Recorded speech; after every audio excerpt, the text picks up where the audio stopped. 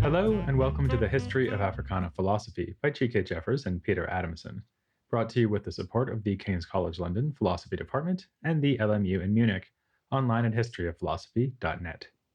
Today's episode, A Race Capital, the Harlem Renaissance.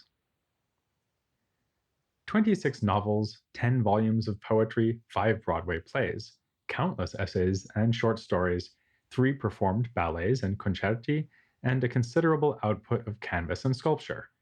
This is how historian David Levering Lewis has summed up the output of the extraordinary period of artistic flowering known as the Harlem Renaissance. Lewis gives us 1917 to 1935 as the years during which it took place. This is certainly a rough and debatable estimate, but serves to make clear that it was mainly a phenomenon of the 1920s, and within that time, as we'll see, from 1925 to 1926 above all. If that is the what and the when, then the where would seem to be pretty obvious: the black neighborhood of Harlem in New York City. It should be noted, however, that the phrase Harlem Renaissance came to be used only much later. This isn't as you might suspect, because renaissances are only ever named as such after the fact. Talk of a renaissance was indeed in the air in the 1920s and 30s. They spoke, though, of a Negro Renaissance, or sometimes a new Negro Renaissance. Later scholars have also pointed out that the cultural currents of the time were not restricted to New York City, much less that one part of the island of Manhattan that is Harlem. Nevertheless, New York City, and Harlem in particular, were indeed the epicenter of the movement, insofar as it can be called one. So that's the what, the when, and the where. What about why? Not why did the Harlem Renaissance happen, but why is it relevant to a history of philosophy? The answer may seem obvious. An artistic outpouring of this magnitude and historical significance is surely going to be relevant, if only because art so often exemplifies, expresses, and inspires philosophical concerns. But we're not going to provide in-depth examination of artistic works in this episode. We'll mostly be concerned with bigger picture questions. What counts as artistic flourishing anyway, and how does such flourishing relate to social progress?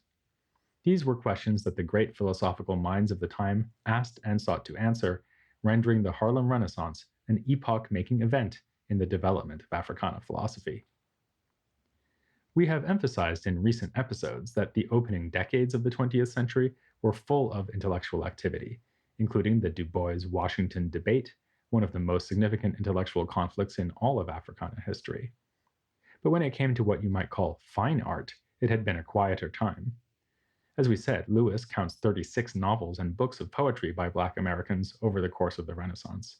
By contrast, he can think of none that appeared in the years between 1912 and 1922. 1912 saw the appearance, before this fallow period, of the Autobiography of an Ex-Colored Man, anonymously published by James Weldon Johnson. Born in 1871 to a Bahamian mother and American father in Jacksonville, Florida, Johnson studied law and became a diplomat during Theodore Roosevelt's administration. Before his diplomatic posts, he had already contributed what must be counted his most lasting legacy through a collaboration with his brother, John Rosamond Johnson. James wrote the lyrics and John composed the music for Lift Every Voice and Sing, a song they created for a celebration of Abraham Lincoln's birthday. Within a decade of its composition, in 1900, it was already known as the Negro National Anthem. To this day, it's commonly sung as an anthem on various occasions in the United States and Canada. Johnson wrote the Autobiography of an Ex-Colored Man, which deals with such topics as lynching and the phenomenon of passing for white during his time as a diplomat. In 1916, he joined the NAACP, and in 1920 he became the first Black person to lead the organization as its executive secretary. He held this position from 1920 to 1930, which means that he served in this important role for most of the time of the Renaissance. He continued his literary pursuits even as he carried on this career in activism. Perhaps his greatest contribution during the Renaissance was God's Trombones, a 1927 book of poetry intended to capture the rhetorical power of sermons by Black preachers. Actually, when Lewis cites 1922, as the next year after 1912, in which a significant book of fiction or verse was published, he's wrongfully overlooking Johnson's first collection of his poetry, entitled 50 Years and Other Poems, which was published in 1917. What he is not overlooking is a poem from 1919 that is often seen as the first great work of the Renaissance. This is If We Must Die by Claude McKay, who first came to the United States from Jamaica in 1912 and began studying at Tuskegee before eventually ending up in New York City. He published If We Must Die in The Liberator, a monthly socialist magazine that he co edited and then included it in a collection of his poetry, Harlem Shadows. And it's this book that Lewis has in mind as breaking the black silence of 10 years. It was also anthologized in the same year by none other than James Weldon Johnson in his first of a kind compilation of great black verse, the Book of American Negro Poetry.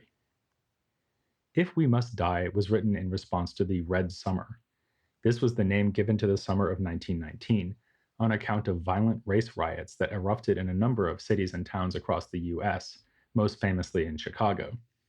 Many black people died at the hands of white mobs that summer and stretching into the fall, but there were some white deaths too as black people fought back. McKay's poetic response encourages such resistance, announcing a new spirit of militancy in the face of white terror. Here is the poem in its entirety. If we must die, let it not be like hogs, hunted and penned in an inglorious spot, while round us bark the mad and hungry dogs, making their mock at our accursed lot. If we must die, oh, let us nobly die, so that our precious blood may not be shed in vain. Then even the monsters we defy shall be constrained to honor us, though dead. O kinsmen, we must meet the common foe. Though far outnumbered, let us show us brave, and for their 1,000 blows deal one death blow. What though before us lies the open grave? Like men we'll face the murderous cowardly pack, pressed to the wall, dying, but fighting back. In its lyrical audacity, this poem exemplifies the spirit of the so-called New Negro, a phrase that came to officially symbolize the Renaissance once the professional philosopher Alain Locke edited a book entitled just that, The New Negro, in 1925. But this event did not come out of nowhere. After another 3-year pause in the action, several landmark publications of the early 1920s added sparks to the growing blaze of creativity. These included Jean Toomer's 1923 book, Cain, a modernist masterpiece made up of short fiction and poetry. Significantly, the first novel of the Renaissance, not counting Cain, given its defiance of genre, was by a woman writer, Jessie Redmond Fawcett. She served as literary editor for the NAACP's magazine, The Crisis, under the general editorship of Du Bois. In 1924, she published There Is Confusion, which is remarkable for featuring middle-class black characters at a time when the black middle class was little recognized by the American popular imagination. In light of this growing body of work, 2 magazines associated with civil rights organizations, the NAACP's Crisis and the National Urban League's magazine Opportunity, announced contests for literary prizes. Charles S. Johnson, editor of Opportunity, has been credited with greatly stimulating and crystallizing the Renaissance with the magazine's first awards dinner in May of 1925. Award winners included some of the biggest names of the Renaissance, such as Langston Hughes, Zora Neale Hurston, and Countee Cullen. Before that, however, in March of 1925, came a special issue of the magazine Survey Graphic, titled Harlem, Mecca of the New Negro, guest edited by Alain Locke. This formed the basis for the book, The New Negro, which was published later that year. We will look more broadly at the life and thought of Locke in the next episode. What matters for now is what Locke had to say about there being such a thing as a new Negro, about the importance of Harlem, and what all this had to do with art and social progress. So, beyond what, when, where, and why, we now have another question to add to our list. Who? Who, that is, was the new Negro, as opposed to someone else called the old Negro? For Locke, this was, among other things, a contrast between more and less real beings. He said that the old Negro had long become more of a myth than a man. Locke describes this figure as a creation of moral debate, someone to be kept down or helped up. In this way, the old Negro might be seen from different angles within a political conflict, but each angle revealed only a constructed image to fight over, not an active force in the conflict. Nor was the old Negro purely the product of white imaginations. There was black complicity in his creation because African Americans had been led by a lack of independence to engage in a sort of protective social mimicry, a critical reference that recalls ideas we've seen before, like William Ferris's contrast between imitative and reflective beings. The old Negro can therefore be defined as a passive reflection generated by a situation of dependence. The new Negro, by contrast, is not so much a completely new being as a being newly seen, someone no longer obscured by the projections of others. To be new in this sense is to be a recognizable subject rather than an object, an agent rather than something acted upon. Key to this transformation for Locke is the historical process that has come to be known as the Great Migration, the arrival in northern cities of Black migrants from the rural South in massive numbers. The process had gotten underway during the 1910s, and its effects were very clearly noticeable by 1925. Locke does not just remark upon this process, he actively glorifies it. The wash and rush of this human tide on the beach line of the northern city centers is to be explained primarily in terms of a new vision of opportunity, of social and economic freedom, of a spirit to seize, even in the face of an extortionate and heavy toll, a chance for the improvement of conditions. Locke thus sees this geographical shift as the concrete embodiment of the disappearance of the old Negro, the shift from passive object to active subject. This brings us back to the where and the when. It was in large part the Great Migration that put Harlem in the Harlem Renaissance and made it happen in the 1920s. But of course, migrants from the South came to many northern cities, not only New York. Another significant source of demographic change in New York, in particular, was the arrival of people from the Caribbean, something we've already seen through the stories of figures such as Hubert Harrison, Marcus Garvey, and indeed the aforementioned Claude McKay. Locke writes, "Here in Manhattan is not merely the largest Negro community in the world, but the first concentration in history of so many diverse elements of Negro life.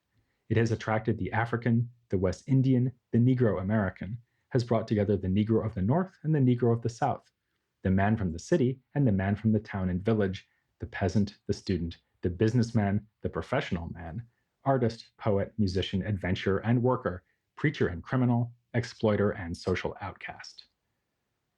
Locke acknowledges that this cosmopolitan mix results from segregation. It was, after all, a concentration brought about by the fact that Black New Yorkers could not simply live anywhere they wanted. Nevertheless, it was a concentration rich with possibilities. Locke put it this way: "In Harlem, Negro life is seizing upon its first chances for group expression and self determination. It is, or promises at least to be, a race capital." With this grand ideal, Locke contextualizes the poetry and prose collected in the book he edited under the title of The New Negro. He describes the hope that a rehabilitation in world esteem will develop out of the revaluation by white and black alike of the Negro in terms of his artistic endowments and cultural contributions, past and prospective.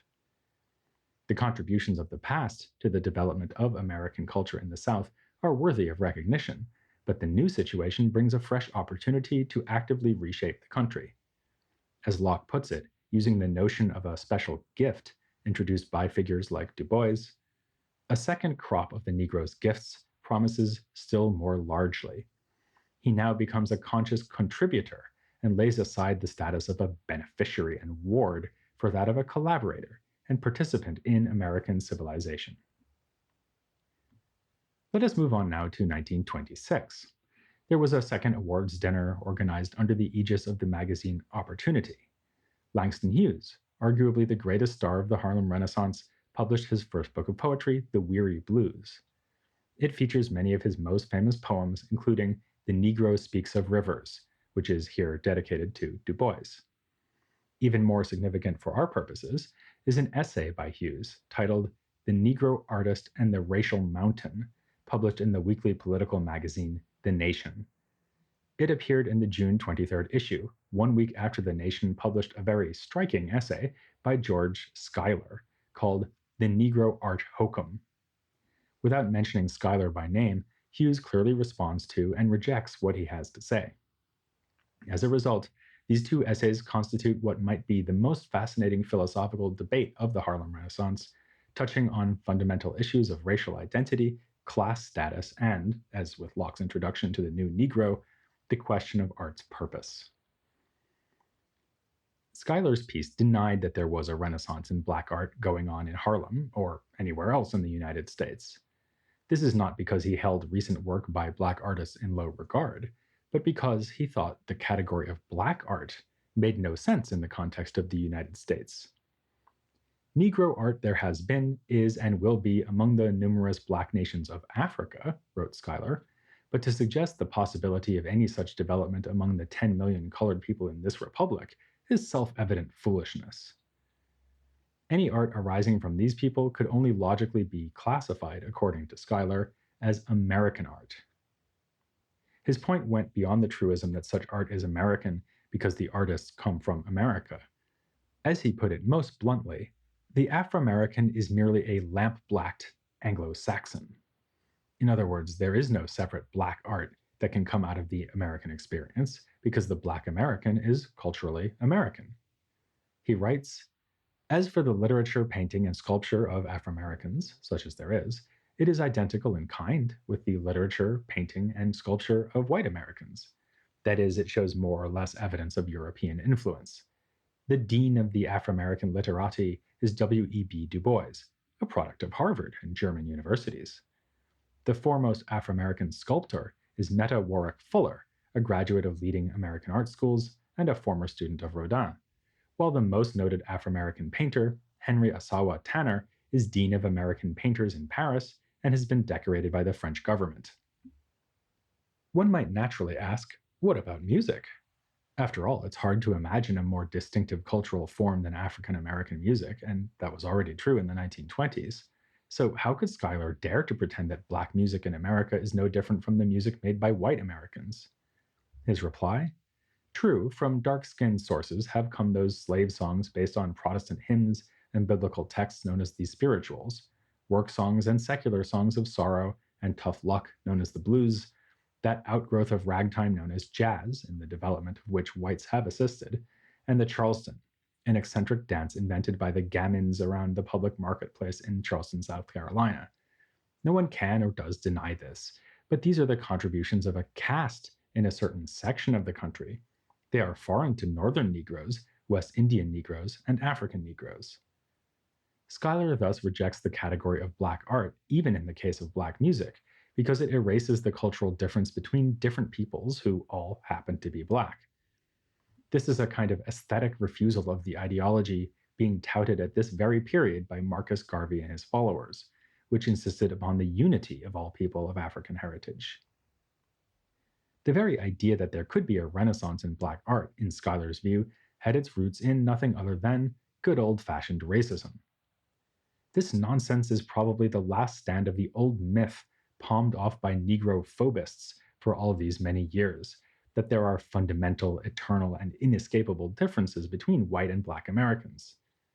Schuyler deems it unsurprising that some black Americans will go along with this lie. Implicitly, he suggests that black difference is nothing but a marketing ploy used by some black artists. Going along with the lie might help them attract an audience, since the idea that black people produce unique art is tempting to many Americans, but Schuyler concludes, it must be rejected with a loud guffaw by intelligent people. Hughes's take on these issues is diametrically opposed to Schuyler's. Indeed, if geometry allowed it, his take would be even more than diametrically opposed. Schuyler's line of argument may have seemed shocking and disturbing to you, but the same arguably goes for the memorable opening paragraph of Hughes's essay. He recounts the experience of a conversation with someone he identifies as one of the most promising of the young Negro poets. This poet said to him, "I want to be a poet, not a Negro poet." Hughes translates this for us as, "I want to write like a white poet," then says that this subconsciously means, "I would like to be a white poet," and that the ultimate meaning behind it is, I would like to be white. Given this diagnosis, Hughes's reaction was to doubt whether this poet would ever achieve greatness, because, as he puts it, no great poet has ever been afraid of being himself. It seems like Hughes is making quite a leap here, even before you find out that, as scholars have established, Hughes is talking about a conversation with Countee Cullen, widely celebrated as a great poet of the Harlem Renaissance. But let's put aside for now the question of whether Cullen was here being treated fairly and get clearer on Hughes's point. As we said, the title of the essay is The Negro Artist and the Racial Mountain. The mountain in question is precisely this urge to be white, or as he also puts it, the desire to pour racial individuality into the mold of American standardization and to be as little Negro and as much American as possible. This mountain, according to Hughes, stands in the way of great Black art. He perceives a strong class dimension to this phenomenon, describing the Black middle class as highly susceptible to it. He describes a middle class upbringing, complete with reading white newspapers and magazines, a mother warning her children not to be like N words when they're bad, a father who has married the lightest woman he could find, and various other forms of socialization, all leading to a common result. The word white comes to be unconsciously a symbol of all virtues. It holds for the children beauty, morality, and money.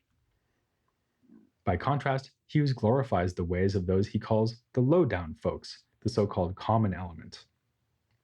From this class, he claims, an artist can furnish a wealth of colorful, distinctive material, because these people have not been forced into this standardizing American mold. When he turns to describing his own method as a poet, he makes clear his dedication to authentically capturing Black uniqueness.